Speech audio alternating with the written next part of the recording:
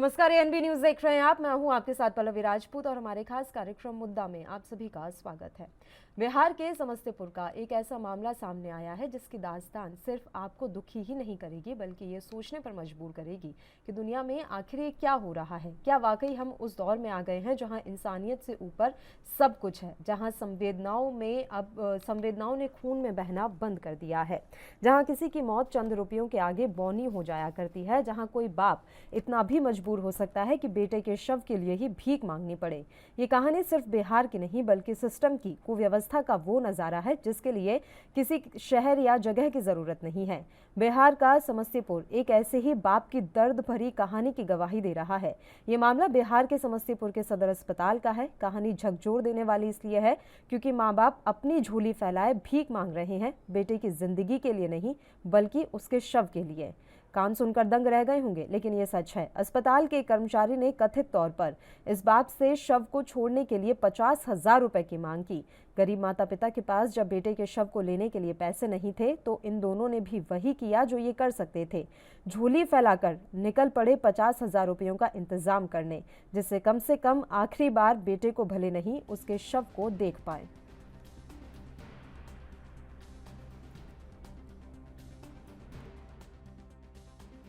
ऐसे मामले में कार्रवाई तो करनी ही चाहिए। मुझे जानकारी नहीं थी, आप लोग के माध्यम से जानकारी हमको मिली है और हम उस पर तुरंत कार्रवाई करेंगे। ये तो मानवता को शर्मसार करने वाली बात है। इससे पहले भी उसका वीडियो उसके पहले भी इस तरह की घटना हुई थी जिसके लिए काफ़ी वीडियो वायरल भी हुआ था और हम लोगों ने कार्रवाई भी उस पर की है और कार्रवाई करके फाइल हम लोगों ने समानाने लेवल पर बढ़ा दिया है एडीएम डीएम साहब के यहाँ। वहाँ पर कार्रवाई जैसा होगा, वहाँ से जैसा निर्देश आएगा हम लोग उसका तुरंत अनुपालन करेंगे। इस पर कार्रवाई होनी तय है, इसमें कहीं कोई दो मत की बात नहीं है। कार्रवाई होनी ही चाहिए और होगी, मैं ये आप लोग को विश्वास देता हूं। क्या हमारा संजीव ठाकुर जो है ना से यहाँ से लापता हो गया, भाग चला और वो कमसवाल था। और कमसवाल के बाद जो है ना सो फेसबुक पर उसका फोटो, मोबाइल नंबर ये सब हम डाल दिए, आधार का भी डाल दिए, तो वो चला गया सबके फेसबुक पर। तो वो आया फिर सीन उसका मरा हुआ का, जब हम लोग सुने कि मरा हुआ आया थाना पर, थाना ने भेज दिया पोस्टमार्टम के लिए यहाँ समस्तीपुर। तो वहाँ हमको देखने में जल्दी देखने नहीं देता था, तो कितना हम लोग गोरधारी पकड़े तो देखने दिया। तो मेरा ही बेटा था। हम जो है सो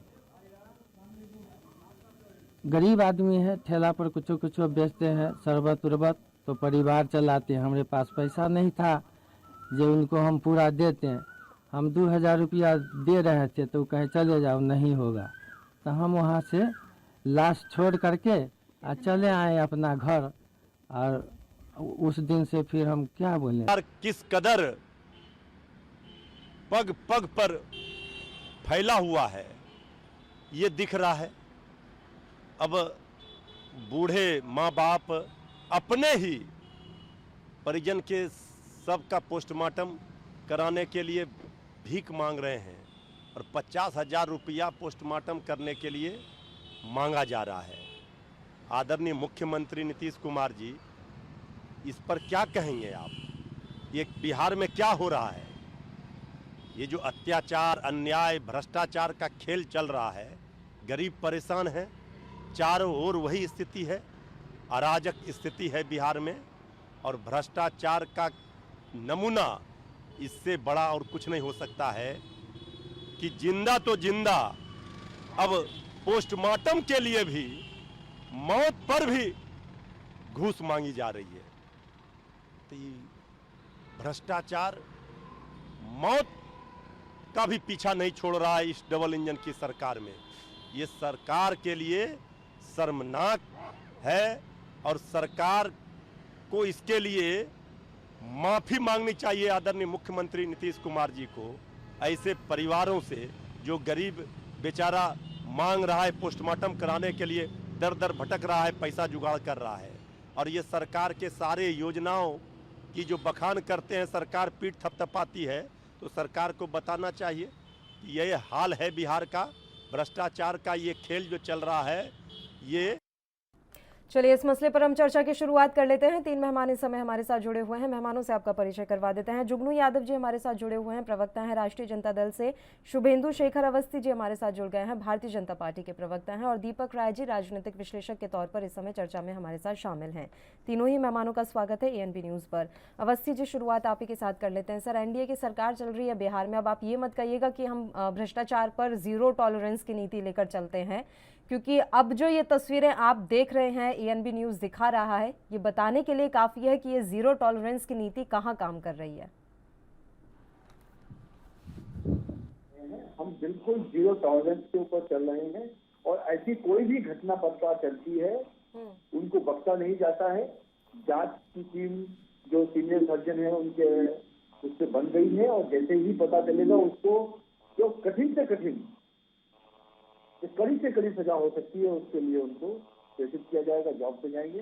देखिए, हम सब लोग एक ऐसे माध्यम में, एक ऐसे समाज में जी रहे हैं जहां पर इस तरीके की घटना होना संभव है, परंतु उन घटनाओं का पता चलने के बाद इमीडिएटली एक्शन लेना ये हमारा और आपका दोनों का दायित्व है। सरकार और मीडिया दोनों लोग यदि इस चीज में सजग रहेंगे तो ऐसे लोग जो लाखों के ऊपर भी घूस लेते हैं उनको एक सबक मिलेगा, मेरा तो यही कहना है। और जो व्यक्ति जो भी जांच की रिपोर्ट आए और उसके ऊपर मेरा अनुरोध है कि बिहार की सरकार कड़ा से कड़ा एक्शन ले, जिससे कि आने वाले बहुत सारे लोग जो इस तरीके के काम करते हैं उनके ऊपर एक उदाहरण पेश किया जाए। सर, आप बोल रहे हैं कि जीरो टॉलरेंस की नीति पर हम काम कर रहे हैं, तो आपको शुक्र मनाना चाहिए कि ये वर्तमान समय ऐसा है जहां सोशल मीडिया इतना एक्टिव है, मीडिया इतनी एक्टिव है कि इस तरह की तस्वीरें सामने आ जाती हैं। सरकारी तंत्र इतना एक्टिव नहीं है सर। सरकारी तंत्र अगर एक्टिव होता तो भ्रष्टाचार के मामले सामने आते ही क्यों? तो इसमें आप अपनी पीठ के हिसाब से थपथपा रहे हैं, ये अभी तक मेरे समझ नहीं आया। जी, मैं आज फिर आपको दोबारा बताना चाहता हूँ कि ऐसी कोई भी घटना social media, press, print press के माध्यम से सरकार को पता चलती है या सरकार के अपने माध्यम से पता चलता है, जो उनका सिस्टम है। हम किसी को भी बख्शते नहीं है।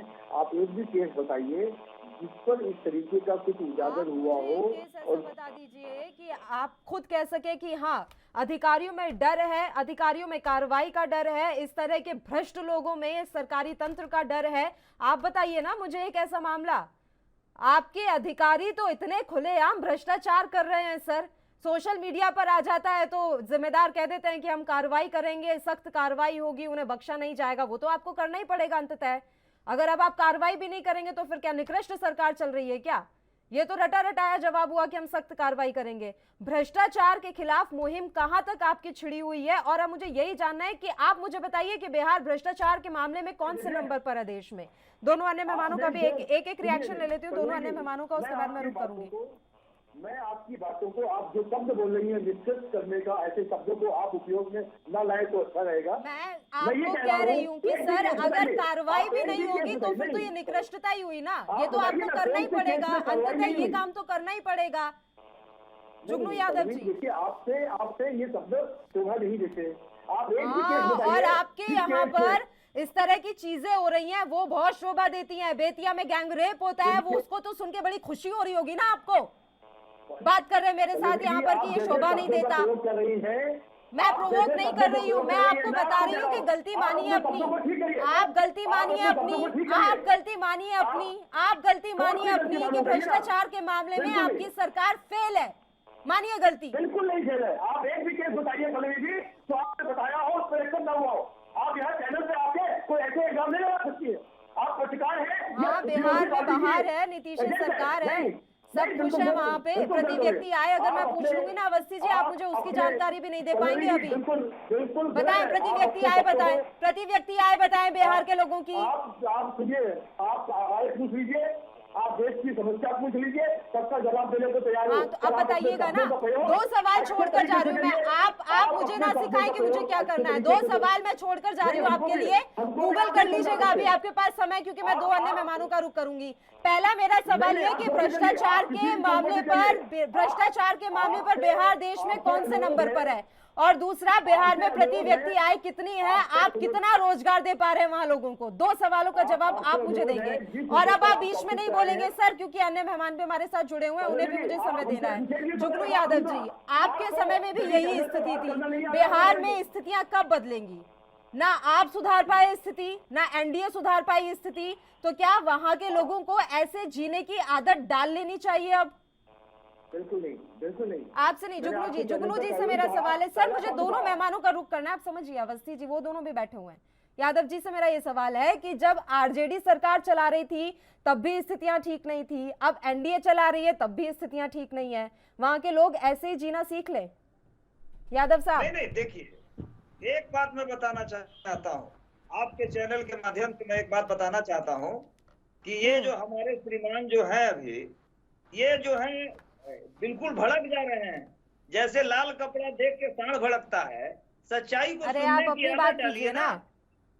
नहीं, सच्चाई को सुनने की आदत डालिए। जो आप पूछ रही हैं और जो घटनाएं घट रही हैं, बेतिया में घट रही हैं, गैंग रेप, रोजगार और इन सारे चीजों में यहाँ दुशासन की सरकार चल रही है। हमारे सरकार में इस तरह का जो है रिकॉर्ड को देख लीजिए, नेशनल पैमाने पे भ्रष्टाचार एकदम 0 पे था। अच्छा, महिलाओं की सुरक्षा बिल्कुल ये थी। कौन सा रिकॉर्ड है हमारे आपका? सरकार मुझे भी में- जरा जानकारी दे। ये कौन से रिकॉर्ड का नहीं, आंकड़ा आप मुझे उठा के बता रहे हैं कि बिहार में भ्रष्टाचार 0 पर था? सर, अगर आप किसी से भी पूछ लेंगे ना, कोई भी इस बात को मानने के लिए तैयार नहीं हो जाएगा। छोटा बच्चा भी नहीं कहेगा कि हाँ ऐसा कभी हुआ होगा। नहीं, जो सामाजिक न्याय के मुख्य धारा में सबसे अंतिम पंक्ति में खड़े लोग थे, जो सदियों से सताए गए लोग थे, उन लोगों की आजादी मिली 1990 में हमारी सरकार जब बनी थी। और वो जो है मनवादी और सामंतवादी मानसिकता के लोगों को पच नहीं पा रहा था, और वो जंगल राज आज कौन सा राज है? और ये जो बता रहे हैं अभी कि कोई ऐसी घटना को बताइए जिसमें कि न्याय मिला हो, आप ही बता दीजिए ना। सृजन घोटाला में क्या हुआ, और जो बालिका गृह जो है मुजफ्फरपुर, उसमें क्या हुआ? ये महेंद्रू घाट पटना में जो बालिका गृह में दुष्कर्म किया गया सत्ता संरक्षित लोगों के द्वारा, इसमें क्या हुआ? एक भी मामला आप बताइए जिसमें कि दूध का दूध और पानी का पानी न्याय हुआ है? यहाँ की जनता जो है तो बिल्कुल त्रस्त है, और सामाजिक न्याय के मुख्यधारा से वंचित लोगों को काफी टॉर्चर किया जा रहा है। ये मैं नहीं बोल रहा हूँ, ये यहाँ की जनता बोल रही है, देश और दुनिया के लोग बोल रहे हैं। और सच्चाई को जब बताएंगे तो भड़कने शुरू कर जाएंगे आप। शब्द पे कंट्रोल कीजिए, ये कीजिए, वो कीजिए। एक भी मामला को आप बताइए जिसमें दोषी को सजा मिली हो। केवल ये सत्ता के संरक्षित लोग के द्वारा शराबबंदी के नाम पर, तो मंदिर के नाम पे, मस्जिद के नाम पे, यही एनडीए का एजेंडा है। मंदिर मस्जिद के नाम पे रोजगार इनको नजर नहीं आता है, सुरक्षा इनको, महिलाओं की सुरक्षा नजर नहीं आती है। ये पूरे वर्ल्ड में जो बालिका गृह कांड है मुजफ्फरपुर और महेंद्रू का घटना जो अभी है, आज गया में इसी सप्ताह में एक 8 वर्ष की बालिका के साथ दुष्कर्म किया गया, और जो दोषी हैं वो खुलेआम घूमते हैं, और सत्ता संरक्षित वो लोग जो हैं दुष्कर्मी लोग हैं, जो सत्ता का संरक्षण प्राप्त है। आखिर ऐसा नहीं होता तो ये बेखौफ होकर हमारी जो बेटियां हैं, बहनें हैं, वो लोग आज पूरी के पूरी तरह सुरक्षित हैं, और ये सुशासन की दुहाई देते हैं। ये पूरा का पूरा जो है अभी जो है केंद्र से लेकर राज्य तक ये दुशासन की सरकार है, और सत्ता संरक्षित जो यहाँ पे दुराचारी लोग हैं उनको जो है संरक्षण प्राप्त हो रहा है। इन लोगों के पास तो कोई ग्राउंड ही नहीं है बोलने का। ये पूरा देश और दुनिया देख रही है। मैं बधाई देना चाहता हूँ इलेक्ट्रॉनिक चैनल और प्रिंट मीडिया के भाई बहनों को कि आप लोग कम से कम सच्चाई को सामने लाने का काम करते हैं, लोकतंत्र को सुरक्षित रखने का काम करते हैं। ठीक है सर। दीपक राय जी, बिहार में क्या चल रहा है? आपको भी लगता है कि बिहार में बाहर है सब कुछ बहुत अच्छा है, भ्रष्टाचार है नहीं वहाँ पर, सरकारी तंत्र बड़ा मजबूती के साथ काम कर रहा है, महिलाओं की सुरक्षा के मामले में बिहार बड़ा अव्वल है, ये सारी तस्वीरें आपको दिखती हैं, या फिर बिहार का नाम सुनते ही तस्वीर मानसिक पटल पर कुछ और ही होती है? देखिए पल्लवी, आपने सही कहा। आज आज़ादी के 75 साल भी हो गए, और इस तरह की घटनाएं जो है पूरे समाज और देश को मतलब शर्मसार करती हैं। जहाँ एक माता पिता अपने बेटे के मरे हुए बेटे की लाश के लिए कोई 50,000 देने की घूस मांगता है। सबसे बड़ी चीज दुख इस बात का है कि उसकी हिम्मत कैसे होती है। या तो पूरे समाज की संवेदनशीलता खत्म हो गई है। देखिए सबसे बड़ी चीज जो है आज इस देश में राजनीति है, तो जी। हर चीज पे हावी रही है शुरू से ही। तो राजनीति अगर आप जानते हैं राजनीति का चरित्र कैसा है, शुरू से रहा। आप देखिए 50 साल में देखा जाए तो जिस तरह से गिरावट आई है तो उसी का समाज पे असर पड़ता है, पूरे देश पे असर पड़ता है। तो पूरी व्यवस्था ही इतनी चरमरा गई है, तो ये चीज कोई अगर सुनते हैं हम लोग तो कोई नई बात नहीं सुनाई देती, आश्चर्य नहीं होता है। तो आज ये राजनीति देखिए पार्टी जो है जितनी पार्टियां सभी केवल चेहरा ही बदलता है हर 5 साल बाद, चाहे जेडीयू हो, चाहे एनडीए हो, चाहे आप जनता दल यूनाइटेड हो, वही सब पार्टियां हैं, सबने शासन किया। देखिए व्यवस्था के नाम पर कुछ भी नहीं। आज भी जो बिहार अगर देखा जाए 25 साल पहले है, आज भी उसी तरह है। थोड़ा बहुत देखिए डेवलपमेंट तो हर जो रोड बनती रहती है कुछ तो होता रहता है, वो तो एक ऑनगोइंग प्रोसेस वो तो हो रहा है। लेकिन आप बहुत ही चेंजेस अगर कानून व्यवस्था में गया तो उचित नहीं है। आज शिक्षा का स्तर देखिए बहुत गिरा हुआ है। इंप्रूवमेंट हुआ, ये मैं नहीं कहता कि काम नहीं हुआ, लेकिन जिस हिसाब से होना चाहिए था उस हिसाब से नहीं हुआ। आज भी कानून व्यवस्था देखिए, चाहे आप गिरफ्तार करिए, चाहे चोरी घटनाएं करिए, डकैती घटनाएं करिए, आज भी उसी तरह। तो बिहार की जो एक नेगेटिव अप्रोच है, नेगेटिव इमेज शुरू में इंस्टेंटली जब बिहार का नाम होता है एक नेगेटिव अप्रोच आता है, नेगेटिव इमेज आता है, वो उसमें आज तक मैं कर रहा बहुत अधिक इंप्रूवमेंट नहीं हुआ। तो आप नेताजी कोई भी अगर पक्ष ये कहता है कि नहीं हम रिपोर्ट एसआईटी कर देंगे, गठित कर देंगे, वो हमेशा आता रहा। उसकी रिपोर्ट आती है, क्या होता है उसको पता नहीं, तो मीडिया में उसका चर्चा भी नहीं होती। तो कार्रवाई करने की बात देखिए, जो घटनाएं जो होती हैं अगर किसी पार्टी को बहुत अधिक डेट मारती है तब इस पर कार्रवाई होती है, तो छोटी मोटी कार्रवाई तो होती नहीं। तो सबसे बड़ी जब तक व्यवस्था में सुधार नहीं होगा, हमारी जो सत्ता पक्ष है, आप ये कहिए चाहे सरकारी तंत्र है, जब तक वो अपने में सुधार नहीं लाएगा तब तक ये चीजें होती रहेंगी। इस पर आप रोक नहीं सकते। शुभेंदु जी, दीपक जी ने बड़ी अच्छी सलाह दी कि सरकारी तंत्र में जब तक सुधार नहीं आएगा ये चीजें चलती जाएंगी। देखिए पहले जी, इससे मैंने पहले कहा इसकी जांच होनी चाहिए। जो लोग इसमें पाए जाए उनको कड़ी से कड़ी सजा मिलनी चाहिए। मैं बिल्कुल नहीं कह रहा आपके चैनल पर कि पूरा भारत, पूरा विश्व और पूरा देश का, बिहार का कोना कोना अपराध मुक्त हो गया है, परंतु मैं जो ये कहना चाह रहा हूँ कि कोई भी घटना ऐसी हो उस पर बहुत स्ट्रॉन्ग एक्शन होना चाहिए। दूसरी चीज, विनय कुमार जो वहाँ के डीएम है, उन्होंने एक जांच करी है, अभी प्रारंभिक जांच करी है, उससे उनका जो स्टेटमेंट है उसको भी मैंने पढ़ा। उससे उन्होंने कहा कि ये कहीं ना कहीं मैटर जो उन्होंने उस व्यक्ति से पूछा, जिस व्यक्ति ने ये जिससे कहा जा रहा है कि 50,000 रुपये मांगे गए हैं, जिस व्यक्ति ने 50,000 रुपये मांगे हैं, उसने उनको कहा कि जब तक पुलिस नहीं आएगी तब तक ये 100 नहीं मिल सकता है, और आप चाहे 50,000 रुपये भी दो तब भी ये आपको 100 नहीं मिलेगा। अब ये चीज की कोई भी इस तरीके की घटना होती है तो जांच करी जाएगी, उसके लिए एक टीम बनाई गई है और जरूर जांच होनी चाहिए। और यदि किसी भी व्यक्ति की गलती है, किसी भी व्यक्ति में कोई भी हो, क्यों ना हो, किसी भी सरकार में क्यों ना हो, हमारी ही सरकार में मैं ये कह रहा हूँ कि क्या हम 8 सालों में हमने सब पूरे चीजों को ठीक कर दिया? नहीं, हम कोशिश कर रहे हैं और ये ठीक करने का प्रयास कर रहे हैं। परंतु यदि इस घटना में भी कुछ लोग पाए जाते हैं संतुलित, जिनसे ये पैसा लिया गया है, उनके ऊपर कड़ी से कड़ी सजा होनी चाहिए, और जो भी कड़ी से कड़ी सजा होनी चाहिए वो काफी दूसरे लोगों के ऊपर उदाहरण होना चाहिए। ये कड़ी सर, मैंने आपके लिए 2 सवाल रखे थे कि देश में भ्रष्टाचार के मामले में बिहार कौन से नंबर पर है, प्रति व्यक्ति आय मुझे बताएं वहाँ पर लोगों की, रोजगार का जो भी इस समय आंकड़ा है आपके पास कुछ तो होगा, तो मुझे दोनों सवालों के जवाब चाहिए। पल्लवी जी देखो, मैं बेरोजगारी और इसकी समस्याओं से निकलकर एक दो चीजों को आपको बताना चाहता हूँ। आप इसको, हमारा जो 2 साल तक कोविड गया और उस समय पर पूरे विश्व की इकॉनमी खराब हुई है, भारत की भी खराब हुई। उस इकॉनमी में पहले जब भारत में इस तरीके की वैश्विक बीमारियां आती थी तो लोग बीमारी से कम और भूख से ज्यादा मरते थे। हमने प्रयास किया कि कोई भी घर भूखा ना रहे, और उसके कुछ प्रयास के अंदर हमने लगभग 1.5 लाख करोड़ रुपए अन्न योजना में, प्रधानमंत्री अन्न योजना में वितरण किया गया। अब ये समस्या तो है ही है, क्योंकि बहुत सारे लोगों की नौकरी चली गई होगी, बहुत सारे लोगों का जॉब चला गया होगा, बहुत सारे लोगों का आय के साधन कम हो गए होंगे। हमारा इस पर भी प्रयास है, और ये जो आप समझिए कि इतने प्रयास होने के बाद भी विश्व में देखिए कई कंट्रीज की पूरी इकॉनमी खत्म हो गई और हम 9.7 जीडीपी पे हैं।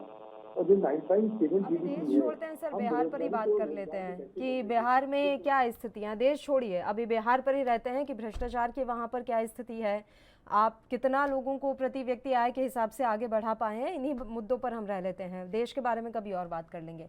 फिलहाल एक छोटे से ब्रेक के लिए यहाँ रुक रहे हैं, जल्द हाजिर होंगे।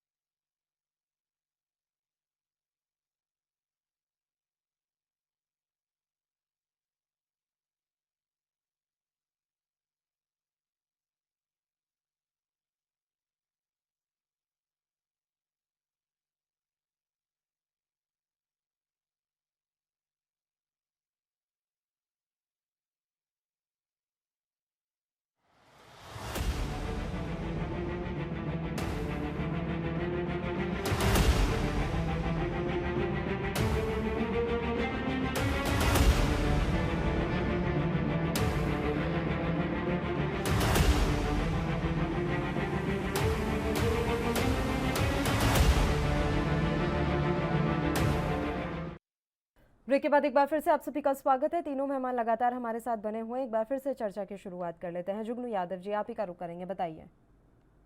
जी जी, मैं एक बात बताता हूँ कि एक कहावत है कि सैया भइल कोतवाल तो अब डर काहेगा। मैं बहुत संजीदगी के साथ ये बताना चाहता हूँ कि आज यहाँ की जो बेटियां हैं वो आए दिन दुराचारियों की बलि की भेंट चढ़ रही है। इसके लिए सरकार का क्या प्लानिंग है?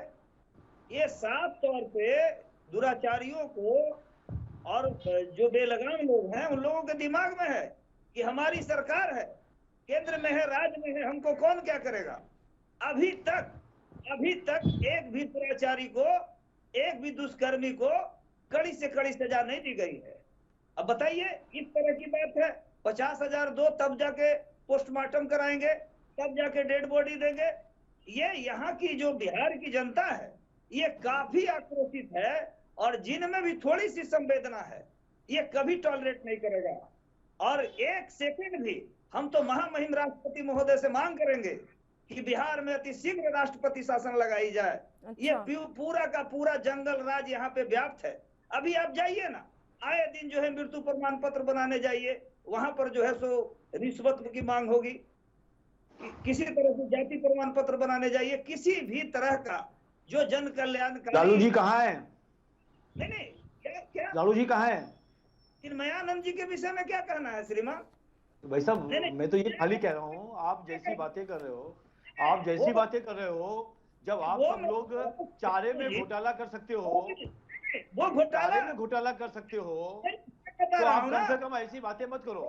आप अपने समय से तुलना करो। लोगों के जो वंशज हैं वो कभी लालू प्रसाद यादव का जो सामाजिक न्याय की जो फार्मूला है, सामाजिक न्याय उनके, सुनिए, सामाजिक न्याय नहीं, पारिवारिक न्याय, रोजगार, पारिवारिक न्याय, सही शब्द को उपयोग करिए।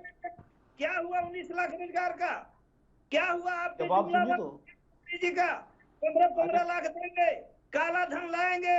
अरे भाई साहब, कम से कम सुरक्षा तो देने का काम करेंगे जी। सुनिए तो यादव जी, आने वाला इतिहास आपको कभी माफ नहीं करेगा, आपकी सरकार को कभी माफ नहीं करेगा। आप देख लीजिए ना, तो सदियों से सताए गए लोग हैं, जो शोषित हैं, उनके सरकार का सर सुनो, सरकार है वहां पे जो है कि दुराचारी, दुष्कर्मी और जो असामाजिक लोग हैं वो चरम सीमा पे है। माननीय यादव जी, सैया भाई कोतवाल तो अब डर काहे का। शराबबंदी के नाम पर सरकार सरकार चलवा रहे हैं। लालू जी ने जो किया है वो तो पूरा देश और दुनिया देख रहा है। आजादी सबको मालूम है, सबको मालूम है यादव जी, पूरे देश को मालूम है, मिली थी। पूरे देश को मालूम है कि लालू जी, पूरे देश को मालूम है कि लालू जी कहाँ पर हैं। तो आप ऐसी बातें मत करिए। यहाँ पे बातें, यहाँ चुनावी भाषण नहीं हो रहा है, यहाँ पे चुनावी भाषण नहीं हो रहा है, नहीं यहाँ पर भाषण नहीं हो रहा है। लालू जी कहाँ है? तो राष्ट्रीय जनता दल समझो कि हम बागी हैं। नहीं है लालू जी, बगावत है तो राजद का एक एक सिपाही बागी है, वो सत्य को बजाएगा। ये सुनिए, तो ये भाषण दे रहे हो, चुनावी भाषण दे रहे हो, एक एक करके बात राष्ट्रीय जनता दल ऐसा है यादव जी, जवाब अगर आप इतने सवाल कर रहे हैं तो जवाब आपको भी देना पड़ेगा। भ्रष्टाचार के मसले पर हम बात कर रहे हैं ना, तो लालू प्रसाद यादव और भ्रष्टाचार सर, अब मैं इससे आगे क्या बोलूं, मैं कुछ बोलूंगी फिर आप मुझ पे चढ़ जाएंगे। आप ही बता दीजिए ना, वो भी तो सही पूछ रहे हैं कि लालू प्रसाद यादव कहाँ हैं और कहाँ थे, ये भी बताएं, और किस वजह से थे वो भी बताना पड़ेगा। कौन सी जीरो टॉलरेंस आपने कौन सा बिहार में बाहर ला दी थी? बिहार में तो मैं पल्लवी जी बताना चाहता हूँ आपके चैनल के माध्यम से, बिहार में बाहर नहीं, बिहार में आजादी आई थी। हाँ। और वो भीख के गुलाम ये लोग बना दिए। जो सामाजिक न्याय की मुख्यधारा में थी, जो लोग थे जो अपने प्रखंड के मुख्यालय नहीं जा सकते थे, उनको लालू जी के नेतृत्व में वो पार्लियामेंट भेजने का काम किया। पत्थर तोड़ने वाली बिहार की महिला भागवती देवी को पार्लियामेंट में बैठने का काम किया। बाबा साहब अम्बेडकर का जो सपना था, अभी मैं लेटेस्ट बता रहा हूँ। अरे आप ये जवाब दे दो, जैसे मुख्यधारा में पंक्ति में जो सबसे पीछे खड़ी थी, वैसे लोगों को हम लोगों ने विधान परिषद में भेजने का काम किया। लेकिन यादव जी, आप चुनावी भाषण मत दो, विषय पे बोलो। ये लोग आप विषय पर बोलो, चुनावी भाषण मत दो। यहाँ चुनाव का भाषण नहीं हो रहा है। कहाँ है? तुम तो लीजिए, मैंने तो रोड ही नहीं बनाई, आपने एक रोड नहीं बनाई, आपने पूरे बिहार को शराब में डुबो दिया, पूरे बिहार को शराब में डुबो दिया। वो कौन सी सामाजिक समरसता थी? आपने क्या किया? आपने तो भूसे में भी इतना खाया कि 10 साल की सजा हो गई। यहाँ पर अपने गिरेबान को झांक के देखो, आपने तो एक पूरे भारत में पूरे बिहार को शराब में कर दिया। नीतीश जी ने तो आकर बिहार से शराब मुक्त किया। हाँ, अवस्थी जी, कौन सा बिहार शराब मुक्त हो रहा है? क्या आप बात कर रहे हैं सर? आपके यहाँ चूहे तो शराब पी जाते हैं और आप बिहार में शराब मुक्ति की बात कर रहे हैं? कुछ भी नहीं, कुछ भी सर। आपके यहाँ चूहे तो शराब पी जाते हैं थाने में से, हाँ, और शराब मुक्ति की बात कर रहे हैं आप यहाँ बैठकर कि नीतीश सरकार ने शराब मुक्ति कर दी। कुछ भी अपनी बात साबित करने के लिए क्या कह रहे हैं, देखिए तो सही। अवैध शराब से कितनी मौतें होती हैं बिहार में, बताइए तो सही। अभी मैं आपसे किसी भी चीज का आंकड़ा पूछूंगी, आप तो कह देंगे कि है नहीं साहब आंकड़ा। एक ही ऐसी किया जाता था। ठीक है यादव जी, हो गया, एक एक करके बात करेंगे। क्या हुआ? अरे जुगनू जी, एक एक करके बात करेंगे सर। रुक जाइए सर, रुक जाइए। बिहार, रुकिए। गुजरात के बाद बिहार ही एक ऐसा राज्य है जहाँ शराबबंदी है, और वो शराबबंदी कितने अच्छे से लागू है सबको पता है। इतना साफ झूठ मत बोलिए सर, टेलीविजन पर बैठ के एकदम आप तो सफेद झूठ बोल जाते हैं। क्यों भाई, बिहार में शराबबंदी नहीं है? बहुत अच्छे से लागू है। आप ही अब मुझे बताइए कि कितनी अवैध शराब से मौत हुई। अब मैं आपसे एक एक आंकड़ा पूछूंगी, आप आंकड़ा एक भी नहीं बताएंगे। गोल गोल घुमा के पता नहीं कहाँ पहुंच जाते हैं आप। बताइए अवैध शराब से मौत कितनी हुई बिहार में, बताएं।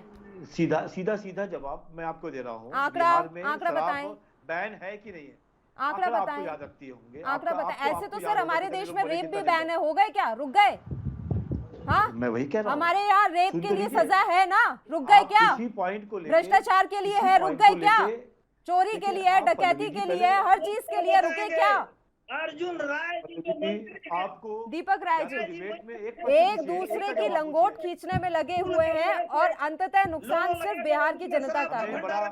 शायद हमेशा के लिए बिहार के लोगों को उसी दृष्टि से देखा जाएगा, और अभी भी बस बिहार का नाम सुनते ही कुछ अलग सी एक छवि बनती है, और ये छवि सुधारने के लिए कोई आगे नहीं आ रहा। दीपक जी, नहीं, यही आपकी अरे स्थिति ठीक है है कि जुगनू जी, मंत्री के- मेरा सवाल मंत्री दीपक के राय जी स्कूल, से है सर, एक एक करके बात तथाकथित करेंगे। स्कूल में शराब यादव का जी, भंडारण यादव जी, किया गया। आप कोई दूध के धुले नहीं है सर, आपका दामन भी उतना ही दागदार है, अब शांत हो जाएं। दीपक जी, मेरी आवाज मिल रही है आपको? राज्य सरकार के मंत्री के तथाकथित स्कूल में शराब का भंडारण किया गया, क्या सजा मिला है ये देश की जनता को, आप बताएं। ठीक है, सजा दी गई। अब मैं सवाल का जवाब ले लूं दीपक जी से। दीपक राय जी, मेरी आवाज मिल रही है? गांधी की बात करते हैं। जुगनू जी, मुझे आपकी आवाज अब डाउन करानी पड़ेगी, मैं बार बार कह रही हूँ, एक एक करके बात करेंगे सर, 2 मिनट शांत हो जाइए। जी जी जी जी जी राय साहब जी जी जी बताएं। जी, देखिए सबसे बड़ी चीज है, पिछले 75 साल में बिहार में सरकार का चरित्र एक तरह से कहा जाए तो भ्रष्टाचारी व्यवस्था का एक तरह से रिप्रेजेंट करती है। कोई भी गवर्नमेंट आई है, आप देखिए, कभी उसने व्यवस्था को सुधारने की कोशिश ही नहीं की, चाहे सामाजिक हो चाहे आर्थिक हो, कभी इस व्यवस्था को सुधारने कभी किसी ने कोशिश, क्योंकि खुद का ही चरित्र एक तरह से भ्रष्टाचारी करता, तो फिर दूसरे कैसे करता। आप एक जो 150,000 घूस मांगा गया है, तो सबसे छोटा आदमी है। तो सवाल है, अगर आप थोड़ा सा भी संवेदनशील गवर्नमेंट है, चाहे डीएम है, चाहे कमिश्नर है, चाहे पुलिस है, तो सबसे पहले उसको टिप पकड़ना चाहिए, उसकी हिम्मत कैसे हो। अगर छोटा वाला करता तो हम डेफिनेटली 100% ऊपर वाला भी इसमें इन्वॉल्व होगा। 1% के चांसेस होंगे कि शायद ऊपर वाला ना हो, तो 99% जब किसी उसमें व्यवस्था में लोग बसते हो, तो आप केवल छोटे वाले को क्यों आप सजा देते हैं। दूसरी तरफ आप एक दूसरे जितनी राजनीतिक पार्टियां हैं, केवल जनता को और समाज को और आप पूरे वर्ग को एक तरह से अभी जो है नया वो हो गया है, एक वो कह लीजिए टर्म आ गया है, लाभार्थी। जब तक आप लाभार्थी के रूप में जनता को ट्रीट करेंगे तो व्यवस्था कैसे सुधरेगी। आप एक समाज बनाने की कोशिश करते हैं कि शराब रुका हुआ, शराबबंदी है, लेकिन आप देखिए जितनी अवैध रूप से शराब बिहार में बिक रही है, हर जगह जहाँ भी बंदी होती है इस तरह की होती चीज़ है, लेकिन कंट्रोल उस पर नहीं रह पाता है। तो मतलब ये प्रैक्टिकल चीज़ है, सब चीज़ें हैं कि जो गवर्नमेंट जो है वहाँ पे, चाहे कोई भी पार्टी गवर्नमेंट रही हो, कभी भी सुधार करने की कोशिश नहीं की, कभी रोजगार पे बात नहीं की, चाहे शिक्षा पे बात नहीं की। आप अधिकतर देखिए बिहार की जनता जो है पंजाब में चाहे देश के हर चाहे उसमें क्षेत्र में चली जाती है काम के, तो आज 75 साल से चीज़ें वही है। तो सबसे बड़ी चीज़ एक ईमानदार कोशिश होनी चाहिए हर पार्टी को, जो है कि अपने खुद अपने प्रति जिम्मेदार बने, अपने देश के प्रति, अपने राज्य के प्रति जिम्मेदार बनिए और समाज के प्रति जिम्मेदार बनिए। सबसे बड़ी चीज़, आप ठीक है इलेक्शन आप जीतते हैं ठीक है, लेकिन समाज के प्रति जिम्मेदार बन के जो है शिक्षा होगा, रोजगार होगा, सफाई हुई, चाहे किसी व्यवस्था हुई, सब पे बात की, सब पे इम्प्रूवमेंट की कोशिश होनी चाहिए। आप एक दूसरे पर आरोप तो लगा ही नहीं सकते, हर पार्टी तो थोड़ी हुई है नहीं, हर पार्टी ने 5 साल किया, 10 साल राज किया है और सब में कोई चेंज नहीं हुआ, आज भी व्यवस्था उसी की तरह होती है। तो सबसे बड़ी चीज ईमानदार कोशिश करनी चाहिए। अगर आप रिपोर्ट करते हैं तो आप रिपोर्ट को जगजाहिर कीजिए, उस पर क्या एक्शन हुआ इस पर भी चर्चा हो। शुभेंदु जी, देखो, राय साहब ने बिल्कुल ठीक कहा कि जो जांच होनी चाहिए उसकी रिपोर्ट्स में कौन पाया गया, किसकी गलती पाई गई और उस पर क्या एक्शन हुआ, ये जरूर सार्वजनिक होना चाहिए, जिससे कि जो लोग इसको इस तरीके की घटना कर रहे हैं उनको एक खौफ होना चाहिए। और मैं मानता हूं इस 70 साल के भारत के स्वतंत्रता के बाद भी हम आज भी अपने समाज में अपने आप के सामने आंखें झुकाए हुए इस सब चीज़ों के आगे झुके हुए हैं, चाहे वो करप्शन का मामला हो, चाहे वो उससे जुड़ा हुआ और सामाजिक अस्थिरता का मामला हो। परंतु मैं आज भी आपके चैनल पर ये मानने को बड़ा मेरे को दिक्कत हो रही है और बड़ा कठिन हो रहा है मेरे लिए भी कि किसी व्यक्ति के बेटे की हत्या। तुरंत लौट रही हूँ आपके पास, इस मसले पर प्रतिक्रियाएं भी आ रही हैं, वो सुनाते हैं अपने दर्शकों को। वैकल्पिक व्यवस्था के तहत हम लोग पोस्टमार्टम में चल रहा था, उसको चालू रखें। लेकिन सर कल जो प्रभारी डीएम साहब के द्वारा बताया गया था, जो प्रभारी डीएम सर के द्वारा हो सकता है बताया गया हो, लेकिन अभी हम जब आए हैं यहाँ स्थल पे और जो आप लोगों का बयान और यहाँ जो उपस्थित थे जनप्रतिनिधि और अन्य व्यक्ति उनके द्वारा और श्री सदन साहब के द्वारा भी जो बताया जा रहा है उससे तो लग रहा है कि इसमें कुछ सच्चाई है, लेकिन इसमें हम जाँच करेंगे तब हम फाइनली बता सकते हैं कि क्या होगा। अगर थोड़ी भी सच्चाई होगी तो निश्चित रूप से हम लोग अपना जांच प्रतिवेदन डीएम साहब को आवश्यक कार्रवाई के लिए देते हैं। कब तक सर जांच प्रतिवेदन? आज शाम तक चला जाएगा। चलिए एक बार फिर से चर्चा की शुरुआत कर लेते हैं। शुभेंदु जी, आप ही का रुख करूंगी मैं, बताइए, आप अपनी बात जारी रखिए अब।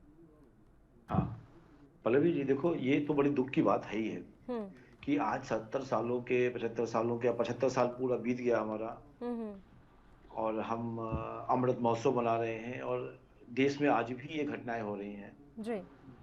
कि कोई मृत्यु के बाद, पोस्टमार्टम के बाद पैसा मांग रहा है, और माँ बाप यदि वो घटना सही है तो वो भीख मांग रहे हैं उस पैसा को इकट्ठा करने के लिए। पूरे देश में कई बार आपने जो रेप का विषय बताया, मानसिक विकलांगता ही है जो इस तरीके की घटनाएं होती हैं और उसके ऊपर एक्शन भी नहीं होता है। बिल्कुल। मैं आपके चैनल के ऊपर, मैं ये कहीं नहीं आपसे लड़ने को या ये कहीं नहीं कह रहा हूँ कि भारत बिल्कुल करप्शन मुक्त हो गया है, कोई भारत में रेप नहीं होगा, और इतनी अच्छी व्यवस्थाएं हो चुकी हैं कि अब आगे लोग डरेंगे भी। हर दिन कोई ना कोई घटना होती है, कितने लोगों के साथ गलत भी हो रहा है, कहीं ना कहीं कोई पैसा भी मांग रहा है, परंतु हमारी सरकारें बड़ी सजग हैं। हर केस में हम एक और, यदि हम विकास की बात कर रहे हैं कि हम देश को विकास की गति पे ले जाने का चाहते हैं, वहीं पर ये जो सामाजिक कुनीति है, जिसको मैं कहता हूं कि लोग उसको चलते हैं, करते हैं इस तरीके के, अभी भी उनको ओवरहालिंग नहीं हुई है, हॉस्पिटल के अंदर पैसे मांगते हैं एडमिशन के लिए, दवाओं के लिए जो फ्री में मिलना चाहिए, जो सर्विसेज मिलनी चाहिए, तो दुख भी होता है आपके चैनल पे आने से पहले, परंतु नैतिक जिम्मेवारी है आपसे जब इस तरह की व्यवस्था जब हो, सरकारें हमारी हो, नैतिक सुन तो लीजिए जिम्मेवारी यादव जी, मैं वही कह रहा हूँ, कितनी सरकार हो और मुख्यमंत्री जी को, अरे सुन तो लो यादव जी, इसकी बात कह रहा हूँ, यदि ऐसी घटनाएं होती हैं। आपको बड़ा जानकर हैरानी होगी अवस्थी साहब। ठीक है यादव जी, मुझे 2 मिनट का वक्त दें, उनकी बात कंप्लीट हो जाने दीजिए, मैं लौटूंगी आप ही के पास ही आऊंगी मैं। अवस्थी जी, आपको भी जानकर हैरानी होगी कि नैतिक जिम्मेदारी जिसके बारे में बात हो रही है, इस मसले पर चर्चा करने के लिए जेडीयू का एक भी प्रवक्ता तैयार नहीं हुआ। मैं वजह जान सकती हूँ? मैं आया ना, आप तो भारतीय जनता पार्टी से हैं सर। जेडीयू के जितने भी प्रवक्ताओं से बात की, सबने इस मसले पर कुछ भी कहने से इनकार कर दिया। हम क्यों भाग रहे हैं? भागे नहीं ना, अगर समस्या है तो फिर सामना कीजिए उसका। देखिए मेरे पल्लवी जी, मैं अधिकार नहीं है, मैं दिल्ली का प्रवक्ता हूँ भाजपा का, और जब विषय मेरे पास आया तो हमने कहा यादव जी, सुरक्षा में फेल है। यादव जी आप यादव जी को बोल लेने दीजिए। यादव जी मैं एक लाइन कह लूं, उसके बाद एक लाइन बोल लो, उसके बाद आप बोलिएगा। जब मेरे को पता लगा कि इस घटना के ऊपर बोलना है, हमने कहा मैं सहर्ष स्वीकार करता हूँ, यदि चैनल के ऊपर मैं आपको बधाई देता हूँ।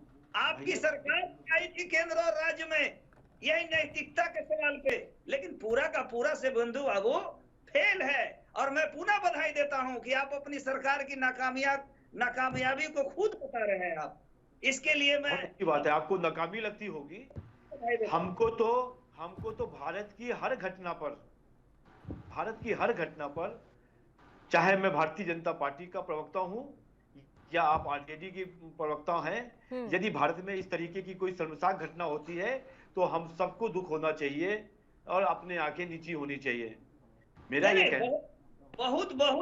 कहना है कि किसी चीज को ना एक्सेप्ट करने से वो चीजें होंगी नहीं कि हम उसको अवॉइड कर जाएं। मैं ये कह रहा हूं, आपके सहर्ष स्वीकार करता हूं कि देश में अभी भी घटनाएं हो रही हैं, पर आज भी ऐसा राज्य है, ऐसा देश का मुखिया है जो अच्छे करने की कोशिश कर रहा है। हम यहाँ चुनाव के भाषण में नहीं बैठे। आपको कल चुनाव में ऐसा बोलना हो, तो आप बोलिए, देखिए ऐसा नहीं है। जो आप सब लोगों ने, आपने बिहार को बेहाल बना दिया अपने राज्यों में। लालू जी सुनिए, लोहिया जी के आंदोलन से बाहर आए तो लालू जी के ऊपर भी एक बड़ा वो था कि वो देश को और बिहार को बड़ा कर देंगे, पर वो अंत में क्या लग गए? अपने परिवार को बांटने में। सुनिए मेरी बात सुनिए, परिवार, जब समाजवाद की बात करते हो, तो परिवार कहाँ से आ गया? देखिए मैं बता रहा हूं, पार्टी है, एक परिवार में जाकर मिट गई। लालू जी जेल चले गए, जब केंद्र में पार्टी में एक भी नेता नहीं था, किया गया। बिहार के अंदर मधेपुरा में रेल फैक्ट्री किसने दिया? मेरी बात तो सुनो यादव जी मेरी बात तो सुनो। लालू जी के जाने के बाद, लालू जी के जेल में जाने के बाद राबड़ी देवी को बनाना पड़ा। आपका कोई दूसरा नेता नहीं मिला आरजेडी में कि जो समाजवाद की बात करता हो, वो परिवारवाद में फंस गया। लालू जी ने तो राबड़ी देवी को देखकर आज भी आपने राज्यसभा में किसको भेजा? जी को अभी तक अपने आवास में इंटर नहीं करने दिया। ये बताइए ना, ललिता आज भी राज्यसभा में किसको भेजा? मीसा यादव को, जो उनकी बेटी है। ये आपका समाजवाद है।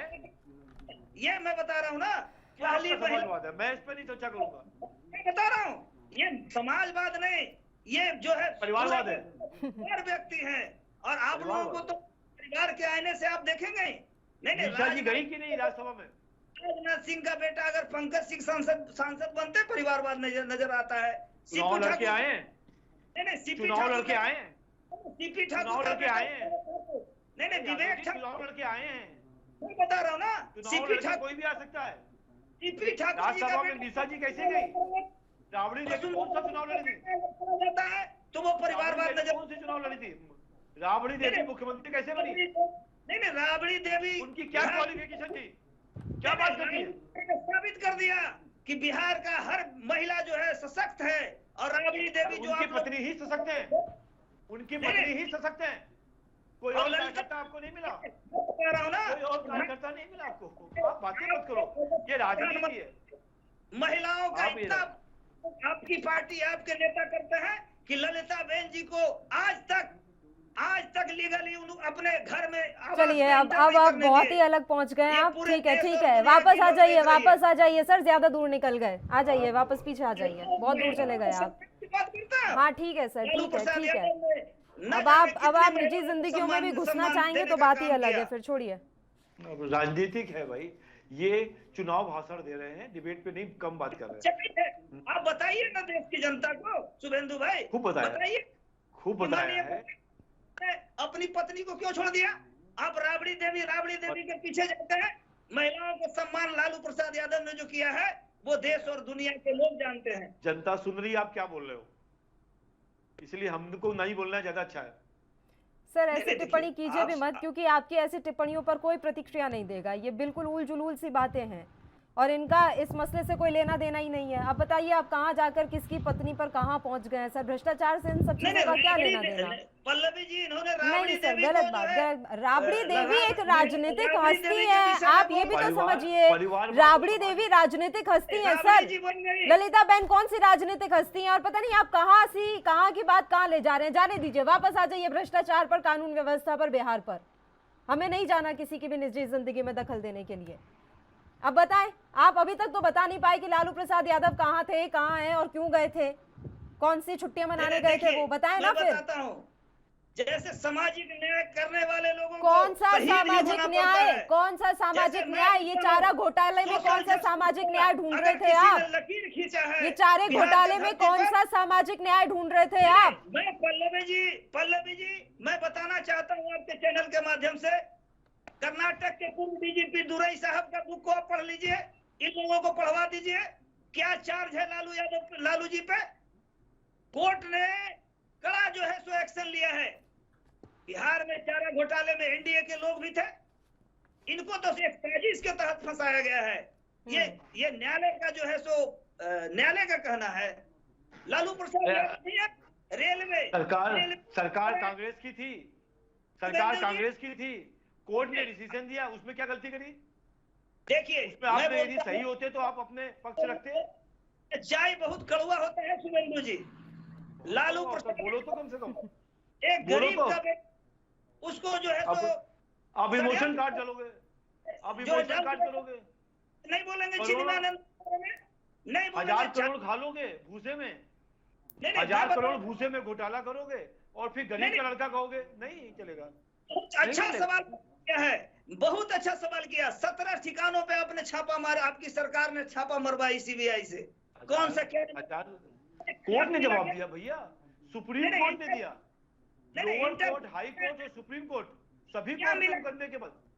मैं इस चैनल के माध्यम से आपसे मैं पूछना चाहता हूं कि आज तक जितना भी आप लोगों ने सीबीआई का दुरुपयोग किया, क्या मिला? क्या मिला? आपके कोर्ट ने गलत डिसीजन दिया, आपके हिसाब से कोर्ट ने गलत डिसीजन दिया? मिलेगा भी नहीं, कुछ तो मिलेगा? हाँ, बता तो रहा हूँ कि कुछ उन्होंने किया नहीं है। अरे भाई तो साहब, आपने कोर्ट को क्यों नहीं बता पाए? कोर्ट को क्यों नहीं बता पाए? बताइए ना। इतिहास चलिए में ठीक है दीपक ये राय जी। लाल बहादुर शास्त्री जी के बाद अगर कोई रेल मंत्री रेलवे को प्रॉफिट दिया है तो वो लालू प्रसाद यादव ने देने का काम किया है। और बिहार में बोलते हैं छपरा में रेल कारखाना देने का काम लालू प्रसाद यादव ने किया। आपके नीतीश जी भी रेल मंत्री थे, एनडीए के कई मंत्री थे, लगाने का काम नहीं किया। और ऐसे विकास पुरुष, ऐसे सामाजिक न्याय के नेता को तंग जेल भेज दिया गया। ये अच्छी बात नहीं है, लोकतंत्र के लिए अच्छी बात नहीं है। तो आप जीत के आते ना, आपको पूरी फुर्सत दिया गया था ना। पुरजोर लड़ेगा। कितने पार्ट है राष्ट्रीय जनता चलिए दल के? लड़ते रहिएगा कितने? सर, अभी तो कौन ये से केस राष्ट्रीय- पता नहीं और कितने लंबे चलेंगे। बहुत समय है आपके पास इन सब चीज़ों पर बात करने के लिए और केस लड़ने के लिए। दीपक राय जी, आपकी सलाह तो बहुत अच्छी है सर, लेकिन ये सलाह मानेगा कौन? आप देख लीजिए, मैं बार बार उसी बात पर आ जाती हूँ कि बिहार में अलग अलग पार्टियों की सरकार रही है, लेकिन स्थितियाँ जस की तस हैं। उनमें सुधार की ना अभी कोई गुंजाइश नजर आ रही है, ना भविष्य की कोई उम्मीद अभी तो दिखाई नहीं दे रही। पता नहीं फिर बाकी। दीपक जी। पल्लवी जी, आपने सही कहा। देखिए, वहाँ पे केवल सरकारें बदली हैं, पार्टियां, राजनीतिक पार्टियां ही सरकार बना रही हैं। तो जब तक राजनीतिक पार्टियां नहीं सुधरेंगी, उनका चेंज नहीं सुधरेगा, सरकार का चेंज कहाँ से? अभी यादव जी बता रहे थे कि इतनी प्रॉब्लम बता दी। अभी एनडीए गवर्नमेंट 5 साल से आई, 5-6 साल हो गए। तो मुझे ये इनसे एक ही सवाल पूछना है, अगर 25-30 साल तक आप सरकार में थे, फिर भी ये घटना क्यों हो रही? अगर प्रशासन सही रहता, अगर आपकी सिस्टम जो है व्यवस्था सही रहती, तो गवर्नमेंट कोई भी आती। सवाल है, कहते हैं ना, सॉफ्टवेयर सही है तो कोई भी ऑपरेटर रहेगा, उसमें छेड़छाड़ नहीं कर सकता। तो जब तक व्यवस्था ही नहीं सुधरेगी, आज भी व्यवस्था उसी तरह है। 25 साल में क्या हुआ? देखिए, आप जो है, आप कहते हैं लालू जी को फंसाया गया, तो आप एक तरह से सुप्रीम कोर्ट पे, आप पूरी न्यायिक पालिका पे जो है क्वेश्चन उठाते हैं।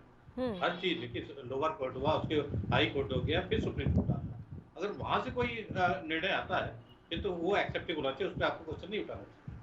सवाल ये कि आप देखिए, आपके भी सांसद है, विधायक है, अगर आपको लगता है कि आपकी जो सत्ता पक्ष है, चाहे सरकार नहीं सुने, आप रिजाइन कीजिए, क्योंकि आपकी भी रिस्पॉन्सिबिलिटी जनता के प्रति बनती है। अगर गवर्नमेंट कोई भी गलत करती है, कहीं पे भी गलत है, या तो विकास नहीं होता, किसी से साथ बुरा होता है, चाहे 50,000 कोई घूस मांग रहा है, उस पर डीएम कार्रवाई नहीं करती, सरकार कोई कार्रवाई नहीं करती, आप रिजाइन कीजिए, चाहे आप लोकसभा के सदस्य हो, चाहे राज्यसभा। क्यों नहीं? क्यों नहीं? आप नैतिक जिम्मेदारी, सरकार की नैतिक जिम्मेदारी देखे होंगे बिहार क्यों नहीं है? फिर तो आप सरकार रहिए, सत्ता छिपके रहिए। बताना चाहता हूँ, बिहार विधानसभा में हिंदुस्तान क्या कि पूरे हिंदुस्तान का ये बहुत शर्मनाक घटना है एनडीए की सरकार ने किया। जो विधायक जो है हमारे नेता प्रतिपक्ष आदरणीय तेजस्वी प्रसाद यादव जी साक्ष्य के साथ ही वहां पे प्रस्तुत कर रहे थे अपने सदन में, जिस जगह जनता यहाँ बिहार की जनता ने भेजी थी। लेकिन क्या हुआ ये आप लोग देख रहे होंगे। और रिजाइनेशन कोई विकल्प नहीं है। अगर जो है, अगर आप सत्ता पक्ष से आप इस्तीफा मांगते हैं, तो आप वो कीजिए ना, जहाँ पे आपकी गवर्नमेंट नहीं सुन रही। क्यों नहीं? अंततः बात यही है सर कि देखिए, हर पार्टी यहाँ पर भ्रष्टाचार में लिप्त रही है और राजनीतिक इच्छा शक्ति की कमी है। बिहार में स्थितियां सुधरे, इसके लिए राजनीतिक इच्छा शक्ति की कमी नजर आती है, और जब तक ये इच्छा शक्ति नहीं आएगी तब तक बिहार की स्थितियां तो सुधरने से रही। आप तीनों ही मेहमानों का शुक्रिया, चर्चा करने के लिए आप हमारे साथ जुड़े, आपने अपना समय हमें दिया।